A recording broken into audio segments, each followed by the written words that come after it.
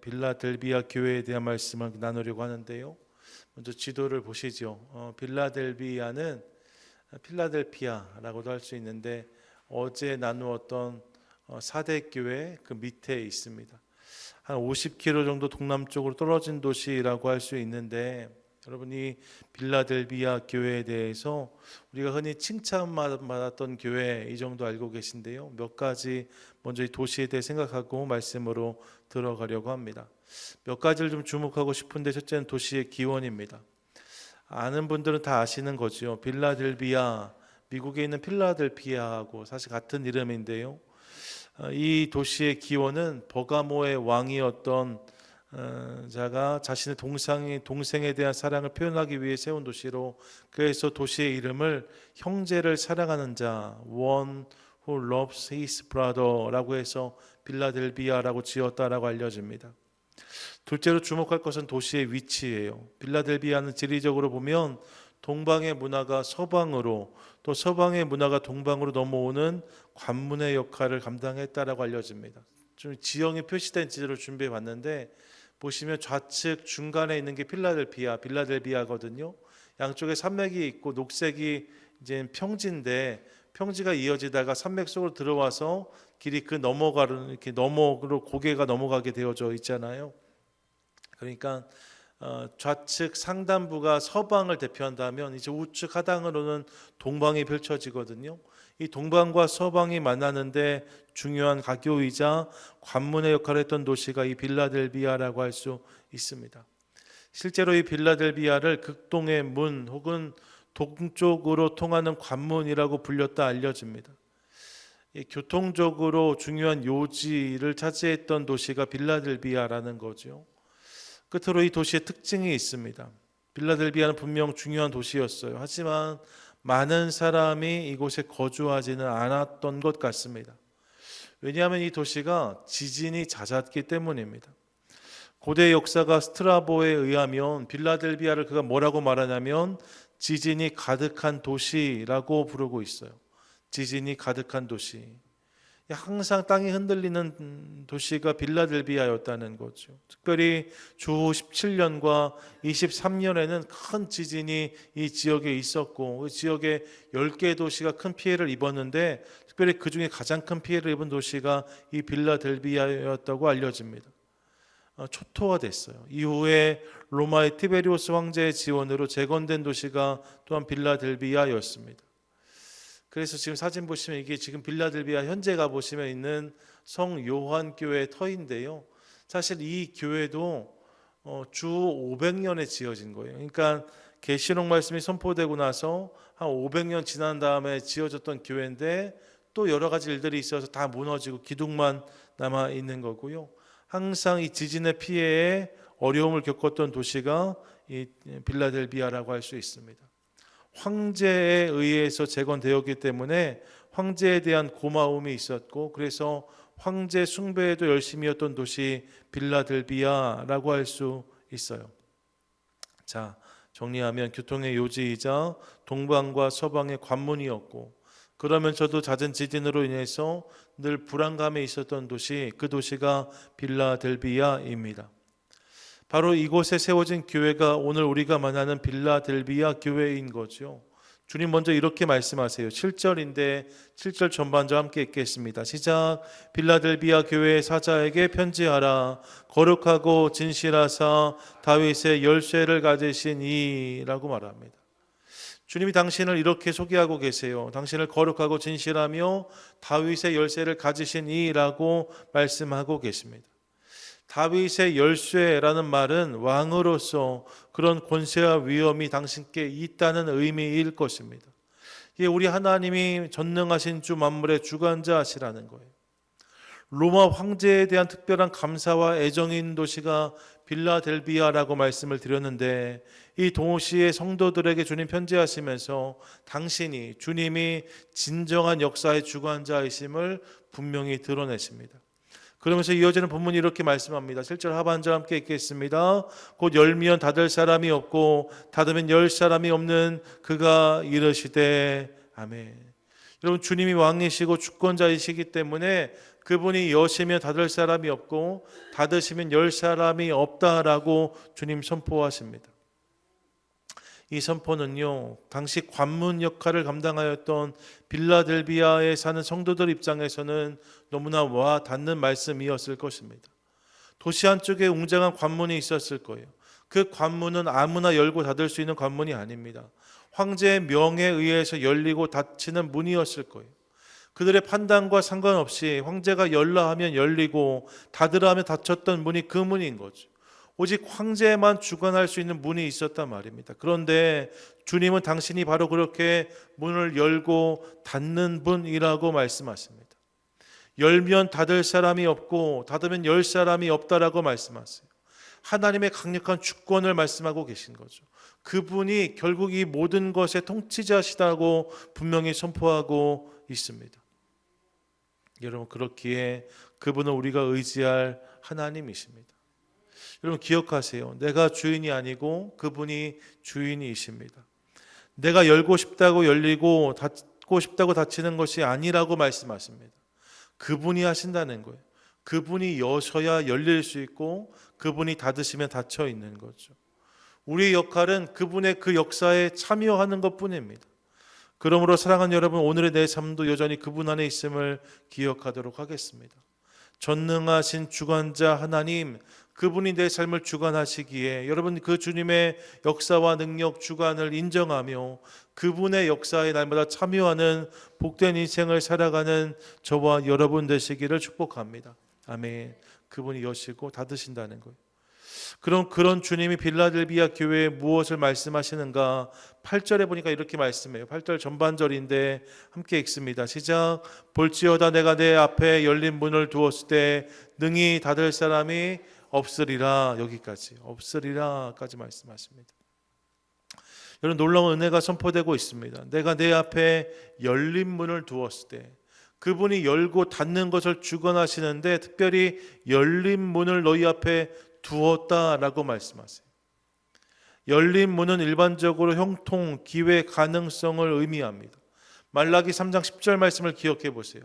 만군의 여호와가 이르노라 너희의 온전한 11조를 창고에 들여 나의 집에 양식이 있게 하고 그것으로 나를 시험하여 내가 하늘 문을 열고 너희에게 복을 쌓을 것이 없도록 붙지 아니하나 보라라고 말씀하셨습니다. 하나님이 열어주시는 문이 있다는 거예요. 그 문을 통해서 은혜와 축복이 부어진다라고 말씀하십니다. 여러분, 주님이 열어주시는 문은 언제나 그런 문입니다. 그 문을 통해서 주님께서 내 삶 가운데 은혜를 주시고 복을 주시고 역사를 담아 주신다는 거죠. 그렇게 생각하면 하나님이 나를 위해 문을 열어주신다. 여러분, 이게 얼마나 감격스러운 일입니까? 더구나 이를 능히 닫을 자가 없다라고 말씀하세요. 하나님이 여셨기 때문에 누구도 이를 막을 수 없다. 누구도 이를 방해할 수 없다. 누구도 이를 거스를 수 없다라고 말씀하시는 거죠. 그야말로 놀라운 은혜입니다. 열린 문 말입니다. 지금은 제가 그런 꿈 잘 꾸지 않는데, 아니요, 아예 안 꿉니다. 어렸을 때 무서운 책 읽고 자는 날에는 쫓기는 꿈을 꿨던 기억이 간혹 있습니다. 근데 여러분, 언제 가장 공포스러웠는가? 누군가 쫓아와서 막 도망가다가요, 문이 하나 있어서 그 문 앞까지 달려갔는데 문을 열려고 하는데 문이 안 열리는 거예요. 막 두드려도 열리지 않고 흔들어도 열리지 않고, 그래서 너무 두려워하다가 눈을 떴던 기억이 있습니다. 열리지 않는 문, 여러분, 그것이 주는 좌절감이 있지요. 닫힌 문은 그런 것입니다. 두려움, 실망감, 절망감으로 느껴지는 문이 닫힌 문입니다. 역으로 그렇기 때문에 열린 문은 소망, 희망, 가능성으로 해석할 수 있습니다. 여러분, 그런 은혜가 열린 문에 담겨져 있는 거죠. 그런 맥락에서 여러분 축복합니다. 올 한 해 그리고 앞으로의 인생 가운데 하나님이 허락하시는 열린 문을 날마다 경험하는 복된 인생과 성도 우리 모두 되시기를 축복합니다. 혹시 닫힌 문 앞에 서 계신 것처럼 느껴지신 분이 계십니까? 그렇다면 여러분, 그 문을 여실 수 있는 유일한 분이 주님이심을 기억하도록 하겠습니다. 그분이 여시고 닫으신다고 말씀하시잖아요. 그러니까 여러분, 그분께 구함으로, 그분 앞에 엎드림으로 열리고 풀리는 은혜를 경험하는 우리 모두가 될 수 있기를 간절히 소망합니다. 그래서 내 앞에 열린 문을 두었다. 여러분, 이 약속의 말씀에 주인공으로 또 증인으로 살아가는 우리 모두 될 수 있기를 간절히 소망합니다. 아멘. 저는 놀라운 약속을 받은 빌라델비아 교회, 그러면 우리는 질문하게 되지요. 과연 그들의 모습 가운데 어떤 면이, 어떤 태도가 이런 은혜를 가능하게 했을까? 이어지는 본문이 이렇게 말씀해요. 8절 하반절인데, 내가 내 행위를, 여기부터 함께 읽겠습니다. 시작. 내가 내 행위를 아노니 내가 작은 능력을 가지고서도 내 말을 지키며 내 이름을 배반하지 아니하였도다. 아멘. 그들에게 열린 문을 주셨는데 그 이유가 어디 있다고 말씀하십니까? 그들이 주님 말씀을 지키고 그 이름을 배반하지 않았기 때문이다라고 말씀하십니다. 황제의 재건으로 재건되었기 때문에 당연히 황제를 향한 강한 충성과 숭배가 있었던 도시였는데, 거기에 살면서 그들은 예수 그리스도가 나의 주님이시다, 나의 큐리오스다, 이 고백을 꺾지 않았다는 것, 주님을 배반하지 않았다라고 말씀합니다. 또 9절을 보세요. 9절 보시면 자칭 유대인이라 하는 자들이 와서 그들에게 거짓 복음을 전하며 미혹하는 일들도 있었던 것을 알 수 있습니다. 다른 지역이 그랬던 것처럼 이곳에서도 유대인들이 와서 교회를 흔들려고 하는 일들이 있었다는 거지요. 하지만 믿음을 굳게 지킴으로 이를 통해 오히려 그들을 향한 주님의 사랑이 드러나는 그 일이 계기가 되었다라고 말씀하고 있습니다. 10절도 그래요. 10절 보시면 그들이 말씀을 지키는 과정이 마냥 편하지 않았다 합니다. 인내의 말씀을 지켰은즉 이라고 말씀하잖아요.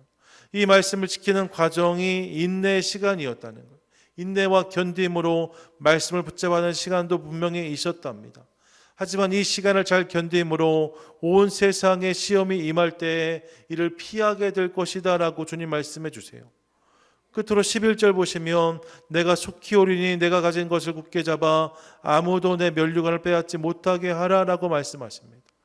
아무도 그들의 면류관을 빼앗지 못하리라라고 말씀하시거든요. 이 말씀은 역으로 생각하면 그들의 면류관을 빼앗으려고 하는 세력이, 사람들이 있을 수 있음을 전제합니다. 그런 위기가 있을 수 있지만 결코 이를 빼앗기지 않을 것이라고 말씀하시는 거예요.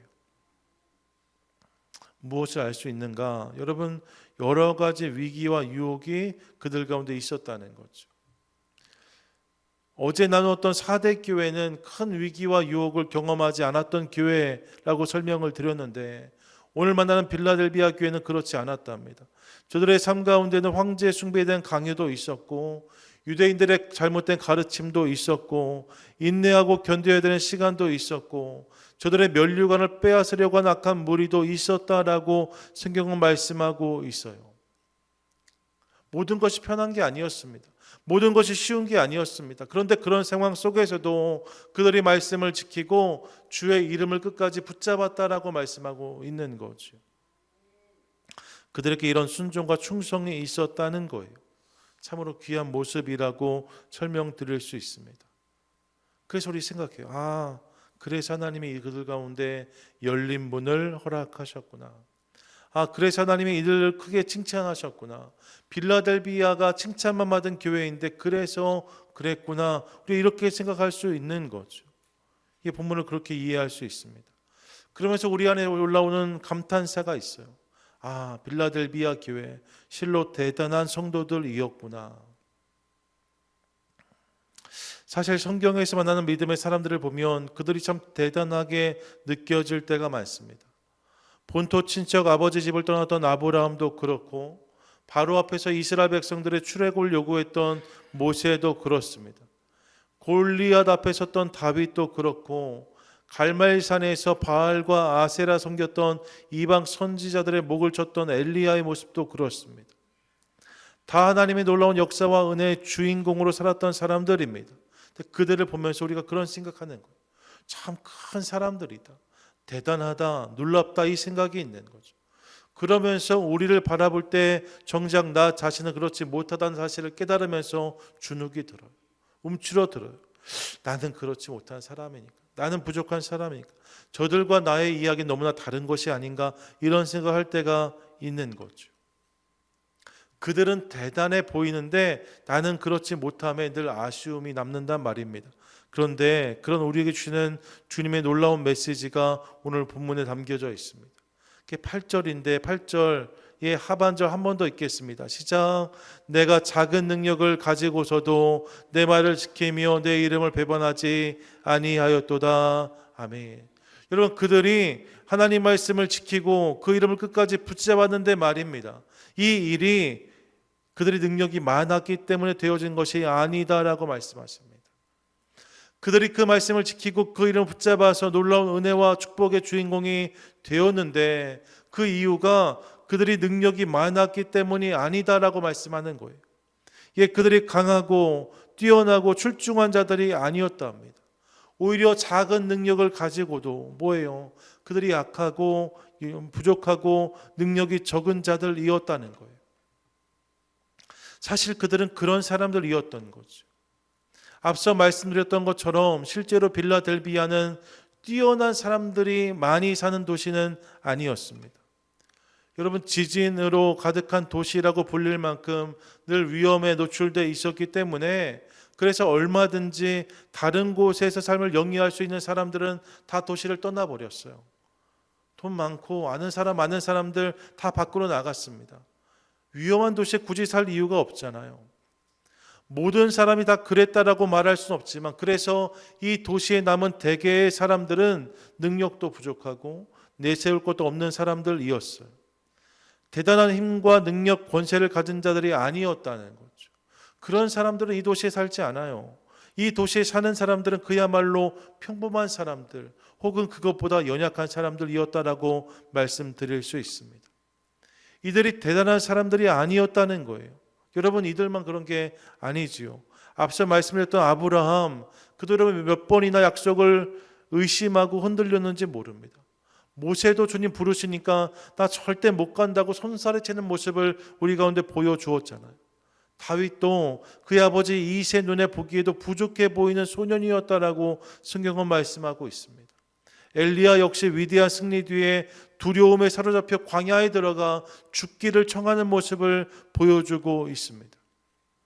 이 부분을 기억하고 싶은 거죠. 우리는 그들의 행적을 보면서 대단하다, 큰 능력이 있었나 보다 생각할 수 있지만 사실 그들이 그런 인생이 아니었다는 거예요. 그들이 능력이 많아서 무언가 많은 것을 가져서 그런 삶을 살 수 있었던 것이 아니라는 거죠. 사실 그들은 다 연약하고 부족한 사람들이었답니다. 이게 여러 야고보서가 말씀하잖아요. 우리와 성정이 같은 사람이라. 그들이 그런 사람들이었다는 거죠. 그런데 그럼에도 불구하고 그들이 주의 약속과 말씀을 믿음으로 굳게 붙잡고 끝까지 그 믿음의 경주를 포기하지 않으므로 결국 역사의 주인공, 은혜의 주역, 칭찬받는 교회가 될 수 있었다는 사실을 깨닫습니다. 여러분, 능력이 많은 교회가 아니었어요. 무언가 출중하고 대단한 사람들이 아니었다 합니다. 부족한 자들이었어요. 연약한 인생들이었어요. 무언가 부실한 교회였어요. 하지만 그럼에도 불구하고 저들이 작은 자였지만 주님을 믿는 믿음을 가지고 그 믿음을 굳게 지킬 때, 주님 바라보는 그 마음을 놓치지 않을 때에 그들의 삶 가운데 주의 놀라운 역사와 은혜, 칭찬이 임하게 되었다라고 성경이 말씀하고 있는 거죠. 그런 맥락에서 전 저와 여러분 우리 모두가 그런 성도와 교회가 될 수 있기를 간절히 소망합니다. 여러분, 전에 드렸던 말씀을 기억하실 거예요. 쓸모 있는 사람, 유즈풀한 사람이 되는 것도 물론 중요하지만 더 중요한 것은 쓸 수 있는 사람, 어베일러블한 사람이 되는 것이라고 말씀을 드렸습니다. 늘 생각합니다. 여러분, 유즈풀한 사람이 되는 것 중요해요. 밸류어블한 사람이 되는 것 중요합니다. 더 중요한 것은 어베일러블한 사람이 되는 것. 쓸 수 있는 사람이 되는 게 훨씬 중요합니다. 아무리 능력이 많고 출중한 사람이라고 해도 쓸 수 없으면 아무 의미가 없어요. 하지만 여러분, 연약하고 부족할지라도 주님이 쓰실 수 있는 사람이 되면 그것으로 충분하다고 저는 믿습니다. 왜요? 주님은 그곳에 은혜를 담아주시기 때문입니다. 비록 연약하고 부족할지라도 삶 가운데 주님을 인정하고 고백하는 믿음이 있으면, 그 믿음을 통해서 순종하는 자세가 있으면 주님께서 그 삶 가운데 놀라운 은혜와 역사를 담아주신다는 거죠.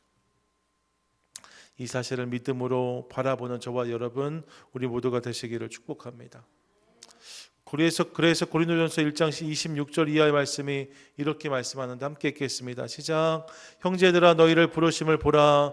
육체를 따라 지혜로운 자가 많지 아니하며 능한 자가 많지 아니하며 문벌 좋은 자가 많지 아니하도다.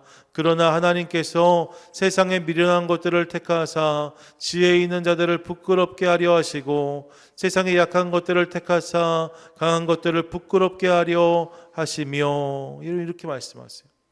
주님께 부름을 받았던 사람들은 능력이 많은 사람들이 아니었다라고 말씀하는 거죠. 오히려 미련하고 연약하고 부족했던 사람들, 하지만 그들이 주의 부르심에 반응하고 응답했을 때에 저들이 하나님의 영광을 드러내는 도구가 되었다라고 성경은 말씀하고 있습니다. 그분의 부르심에 응답하는 인생들, 그분의 말씀을 부여잡고 믿음으로 반응하는 사람들, 그들이 주님 앞에 귀한 인생을 살 수 있다는 거예요. 사랑하는 여러분, 우리가 가진 것 없지만 자랑할 것 많지 않지만 우리 가운데 이 믿음이 있게 되기를 간절히 소망합니다. 주님, 그분을 나의 구주로 고백하고 그분의 요청과 그분의 말씀이라면 순종하는 모습이 있기를 원하는 거죠. 그때 주님께서 우리 삶 가운데 놀라운 역사를 담아주실 줄 믿습니다. 여러분, 부족할 수 있어요. 연약할 수 있습니다. 흔들리고 넘어지는 것이 우리 모습일 수 있습니다. 하지만 여러분 기억하십시오. 그럼에도 불구하고 아니요 여러분, 그렇기 때문에 더욱 주님을 붙잡고 잘 의지하는 우리 되도록 하겠습니다. 나의 능력의 적음을 인정하면서 그분의 말씀과 은혜를 더욱 우리의 능력 삼는 우리 되기를 원합니다. 그때 주님께서 우리 삶 가운데 열린 문을 허락해 주시고 그런 우리를 통하여서 주의 놀라운 역사를 일으켜 주실 줄 믿습니다. 아멘. 말씀을 마무리하면서 그들에게 주어졌던 궁극적인 약속을 함께 바라보고 싶습니다. 12절인데 이렇게 말씀해요. 함께 읽겠습니다. 시작. 이기는 자는 내 하나님 성전에 기둥이 되게 하리니 그가 결코 다시 나가지 아니하리라. 내가 하나님의 이름과 하나님의 성 곧 하늘에서 내 하나님께로부터 내려오는 새 예루살렘의 이름과 나의 이름을 그 위에 기록하리라. 아멘. 뭐라고 말씀하십니까? 하나님의 이름과 나의 새 이름이 기록될 성전 말이에요. 그 성전의 기둥이 되게 될 것이다 라고 말씀하세요. 내가 하나님의 성전에 기둥이 되게 하리니 그 위에 그 이름을 기록하겠다라고 말씀하십니다.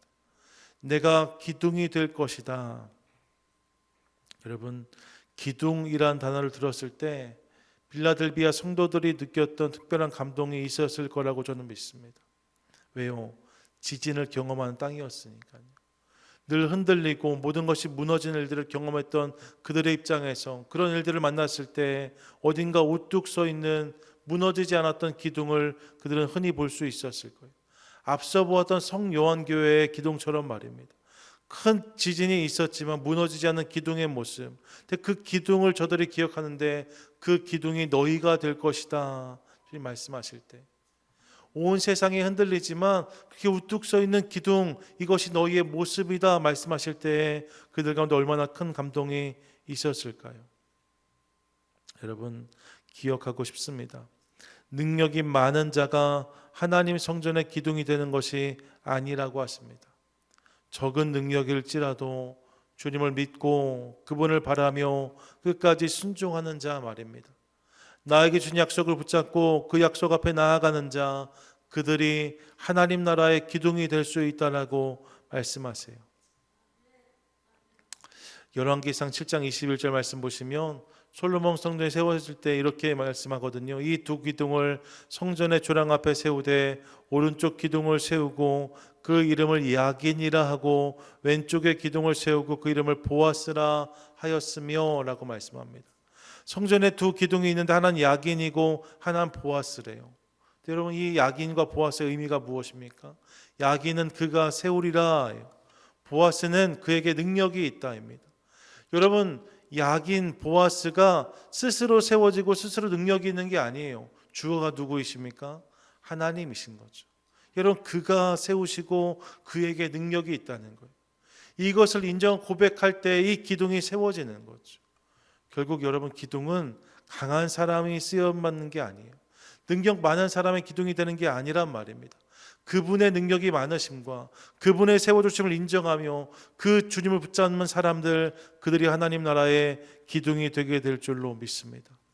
이 사실을 기억하며 올 한 해 그렇게 주님 나라의 기둥으로, 하나님의 교회의 기둥으로 살아가는 저와 여러분, 우리 모두가 되시기를 축복합니다. 바라긴 오늘 말씀을 기억하시면서, 예 주님, 약하고 연약할지라도 우리 주님 믿고 바라보겠습니다.